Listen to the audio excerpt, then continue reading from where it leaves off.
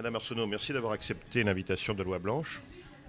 Vous écrivez dans un communiqué de presse que vous êtes vraiment en faveur de la relance de l'usine Bombardier à la Pocatière. Est-ce que vous pouvez nous expliquer cela? Oui, évidemment, quand M. Duceppe est venu à la Pocatière lundi dernier, j'étais en sa compagnie. On avait un rendez-vous avec le syndicat Bombardier. On avait un petit 30 minutes à consacrer à ces gens-là pour les écouter et je vous assure qu'on a pris 20 minutes à parler du TGV et c'est pas M. Duceppe qui a lancé le sujet, ce sont les employés. Parce que ce sont des visionnaires, ce sont des gens qui veulent protéger leur emploi, qui voient en avant ce qu'ils ont besoin. Alors, on a parlé du TGV parce que c'est aussi une technologie qui est commercialement connue et ces gens-là veulent se rapprocher de ça. Après les contrats du métro de Montréal, je crois qu'il y a peut-être une ouverture qui pourrait se créer par rapport à la réalisation de ce genre de train-là ici. Vous écrivez aussi que vous êtes en faveur du développement du transport en commun. Est-ce que vous êtes favorable au développement de ce transport en commun de passagers dans votre comté, c'est-à-dire entre Rivière-du-Loup, Montmagny et Québec, par exemple? Je pense qu'on doit avoir, en tant que gouvernement dont la juridiction est à cet effet est fédérale, quand on parle de transport ferroviaire, par exemple, quand on parle de TGV ou de tout transport en commun comme des monorails, je crois qu'il faut avoir la préoccupation autant environnementale qu'économique. Beaucoup d'intervenants que j'ai interrogés se demandent si le public québécois serait favorable de reprendre le train. Qu'en pensez-vous? Je pense que les gens sont de plus en plus sensibles à notre qualité de vie et ce qui incombe aussi en action par rapport à l'environnement. Alors, c'est sûr que l'autonomie de la voiture, c'est un choix, mais je pense que de plus en plus, les gens sont conscients qu'il faut le faire collectivement, ces choix-là, pour préserver notre environnement. Je ne vous dis pas que ça serait du jour au lendemain. Il va sûrement y avoir une éducation. Il va falloir que les prix soient assez compétitifs aussi, mais dans le transport en commun, normalement, on peut y arriver. Et quand on a des solutions ou des coûts à la base qui sont relativement corrects, on ne peut pas avoir des trains monorails à 100 millions. Le train, si c'est pas faisable ou viable, il faut changer de direction. Il ne faut pas l'imposer aux gens non plus.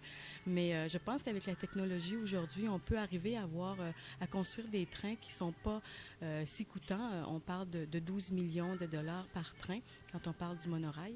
Je pense que c'est une avenue et les gens peuvent aussi faire avec ça. Il y a un pas à faire, du moins une éducation aussi à faire dans ce sens-là.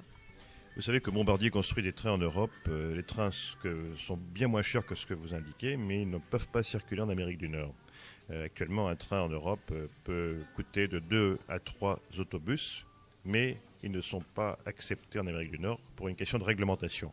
Est-ce que vous êtes prêt, en tant que futur député fédéral éventuel, ce qu'on vous souhaite, d'appuyer ce type de dérogation pour permettre la circulation de trains construits par Bombardier en Europe, qui sont parmi apparemment les meilleurs du monde et les plus légers et les moins chers? Je pense qu'il y a quand même un effort à faire pour promouvoir le transport collectif. Les dérogations, quelles qu'elles soient, évidemment, il faut qu'elles soient aussi acceptées socialement.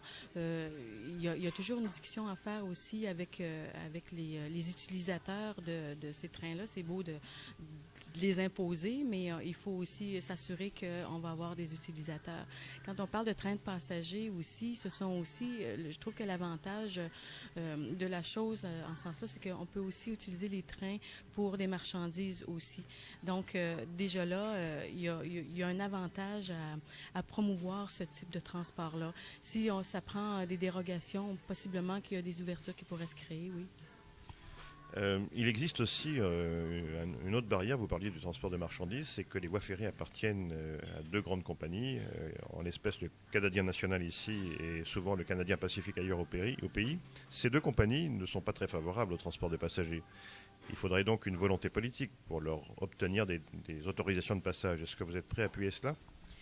Assurément que tout ce qui va aller dans le sens du développement durable et de notre diminution à la dépendance au pétrole va devoir demander des sacrifices aussi quelque part. Madame, vous êtes en campagne électorale. Est-ce que vous auriez un message à transmettre qui vous viendrait à l'esprit Que souhaitez-vous dire à vos électeurs? Allez voter le 2 mai. Je pense qu'on a besoin, de la participation des gens. Vous savez, on n'arrête pas de le répéter, de le voir à la télé ces temps-ci. Les gens qui se battent pour leur droit de vote. Il faut vraiment profiter de ça, en bénéficier. Alors, la seule façon de le faire, c'est de s'inscrire dans la ligne où est-ce qu'on va faire partie de la solution et de la décision.